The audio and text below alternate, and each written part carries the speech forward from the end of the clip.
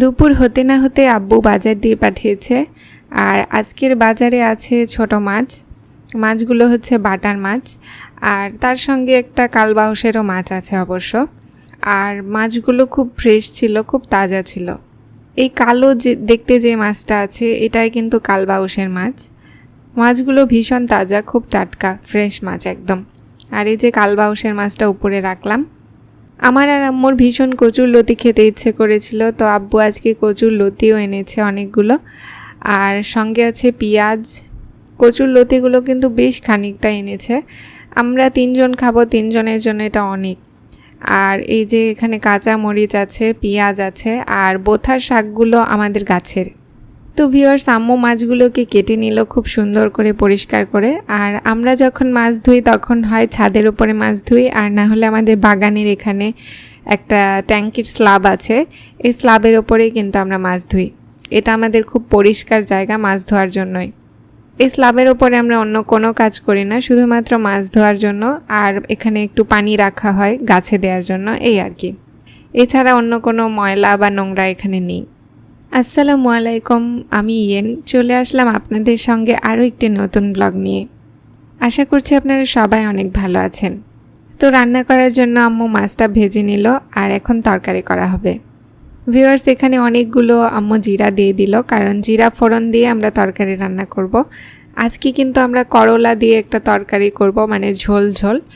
ভীষণ যেহেতু গরম পড়েছে, গরমের মধ্যে একটু হেলদি খাবার খেতে হবে। করলার ঝোলটা কিন্তু বেশ হেলদি গরমে খাওয়ার জন্য।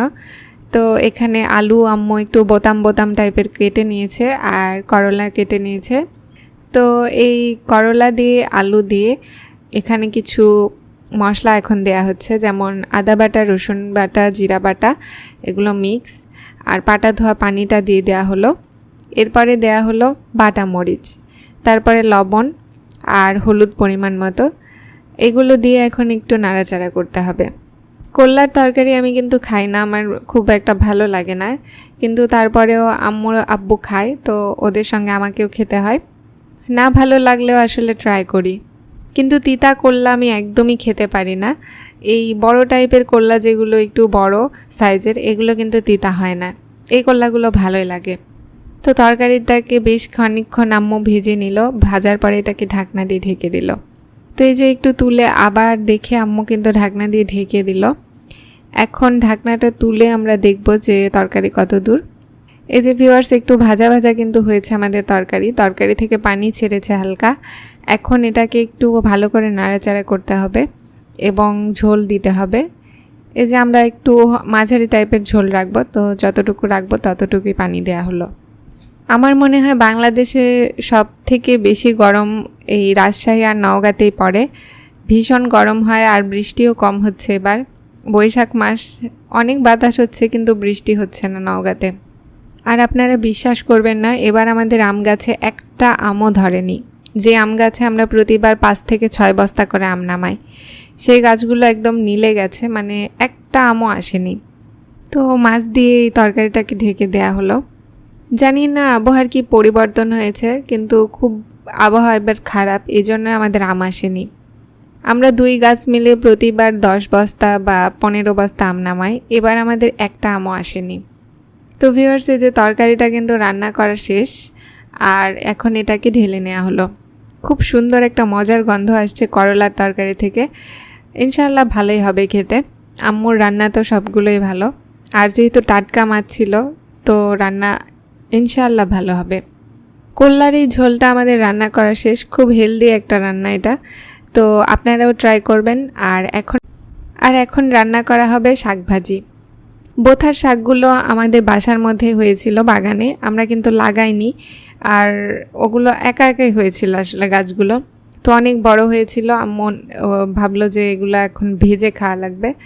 তো এই যে একটু আলু কুচি কুচি করে নিয়েছে, আলু ঝুরির সঙ্গে ওই শাকগুলো দিয়ে আমরা একসঙ্গে রান্না করব।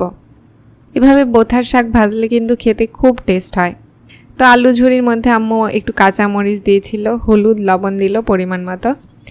আর এখন একটু নাড়াচাড়া করবে, একটু হালকা নাড়াচাড়া করে এর মধ্যে কিন্তু পানি দিয়ে দিল, যেন আলুগুলো সিদ্ধ হয় ভালোভাবে। আলু সিদ্ধ না হলে কিন্তু আবার শাকভাজি খেতে ভালো লাগবে না। তো এটাকে এখন ঢাকনা দিয়ে ভালো করে ঢেকে রাখতে হবে। কিছুক্ষণ পরে এখন তোলা হলো ঢাকনাটা এবং দেখা হলো শাকটা দেয়া যাবে কিনা। তো ভিউয়ার্স, এখন এই যে আমরা বেছে রেখেছিলাম যে শাকগুলো, সে শাকগুলো আম্মু দিয়ে দিল। এখন শাকগুলো দিলে শাক থেকেও পানি বের হবে এবং সবগুলো একসঙ্গে ভাজা যাবে। এই গরমের মধ্যে বেশি ভাজা পোড়া না খাওয়াই ভালো। এখন একটু হেলদি খাবার দাবার ট্রাই করা আমাদের উচিত, যেন আমাদের শরীর স্বাস্থ্যটাও ভালো থাকে। দিন শেষে আমাদের সবার কিন্তু সুস্থ থাকাটাই মেন, কারণ সুস্থ না থাকলে কিছুই ভালো লাগবে না। তো এই যে আমাদের শাক ভাজিটা কমপ্লিট, খুব সুন্দরভাবেই হয়েছে। আমরা কিন্তু এত কাঁচা রাখবো না, আর একটু এটাকে ভাজবো। ভাজি ভাজি হলেই কিন্তু এই শাকটা বেশি ভালো লাগবে। তো এখন একটু ঢাকনা দিয়ে ঢেকে রাখা হলো আবার। ভিউয়ার্স, আমাদের শাকভাজিটা রান্না করা কিন্তু শেষ। এই যে আমাদের শাকভাজির ফাইনাল লুক। ভীষণ সুন্দর শাকভাজি হয়েছে, খুব ভালো হয়েছে। তো এখন শাকভাজিটাকে নামানো হবে। শাকভাজি আমাদের খুব অল্পই হয়েছে, কিন্তু আমরা যেহেতু 3 জন খাবো, আব্বু, আম্মু আর আমি, তো 3 জনের জন্য এতটুকুই হয়ে যাবে। বোথার শাক কিন্তু আমরা ভর্তা করেও খেতাম, একবার আম্মু ভর্তাও খাইয়েছিল, কিন্তু এই শাক তো পাওয়া যায় না, খুব রেয়ার। তো আজকে ভাজি খাবো। এখন আমরা রান্না করব কচুর লতি। তো কচুর লতি, পেঁয়াজ কুচি এগুলো ঢেলে দেয়া হলো, আর পরিমাণ মতো আম্মু একটু বেশি করে তেল দিল। কচুর লতিতে একটু তেল তেল হলে খেতে কিন্তু ভীষণ ভালো লাগে। আর এর মধ্যে আম্মু আদা বাটা, জিরা বাটাও দিয়েছিল, আর মরিচ বাটাটা দিয়েছিল। এখন দিল হলুদ গুঁড়া আর লবণ। কচুর লতি কিন্তু আমার পাঙ্গাস মাছ দিয়েও খেতে ভালো লাগে, আর জাল মাছ দিয়েও অনেক ভালো লাগে। জাল মাছটা একটু দামি, আমরা সবসময় খেতে পারি না, তবে পাঙ্গাস, তারপরে যে কোনো তেলুক মাছ যেমন মাগুর মাছ দিয়েও কিন্তু আমি খেয়েছি, ভীষণ ভালো লাগে, খুব স্বাদ হয়।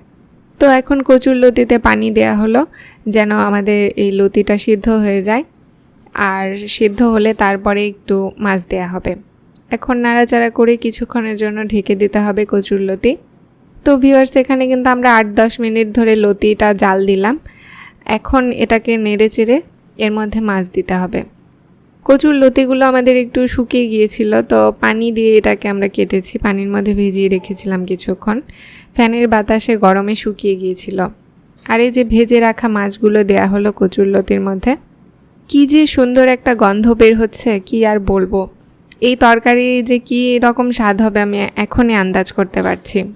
আমার তো জিভেতে পানি চলে এসেছে। আলহামদুলিল্লাহ, খুব মজা হবে আজকের এই তরকারিটা। আমার কচুর লতি, কচুর বই, কচু খেতে দারুণ মজা লাগে। এগুলো আমার খুবই ফেভারিট, কারণ একটু লালপা টাইপের তরকারি, খুব মজা হয় খেতে। তো এখন এটাকে কিছুক্ষণের জন্য ঢাকনা দিয়ে ঢেকে রাখতে হবে। তো ভিউয়ার্স, ওইদিকে আমাদের কচুর লতি হচ্ছে, আর এইদিকে আম্মু আমাকে ডিম ভাঙতে দিল, ছোট ভাইয়ের জন্য ডিম ভাজতে হবে। তো আমি ডিম ভেঙে আমি আম্মুকে বলছিলাম, আম্মু এটা কি দিয়ে গুলবো, মানে ফিটবো ডিমটাকে। আম্মু বলছে আমি ছন্নি দিয়েই ফিটি। তো আমি বললাম ছন্নি দিয়ে কিভাবে ফেটা যায় ডিম। তো আম্মু আমাকে এভাবে শিখালো। আসলে আজকে একটা নতুন এক্সপিরিয়েন্স হলো আমার। ভিউয়ার্স, এখন কচুর লতিটা তুলে দেখা হবে হলো নাকি আমাদের রান্না। আলহামদুলিল্লাহ, আমাদের তো রান্না কমপ্লিট। খুব সুন্দর হয়েছে আমাদের কচুর লতিটা, আর ভীষণ সুন্দর গন্ধও বের হচ্ছে। ভিউয়ার্স, দুপুর হয়ে গেছে, আমাদের খাওয়ার সময়। আমি নিয়ে নিলাম শাক ভাজি, বোথার শাকের ভাজি, আর এই যে নিলাম কচুর লতি। তো এই বাটার মাছ দিয়ে কচুর লতিটা আজকে কেমন হবে ইনশাআল্লাহ আপনাদেরকে খেয়ে জানাবো।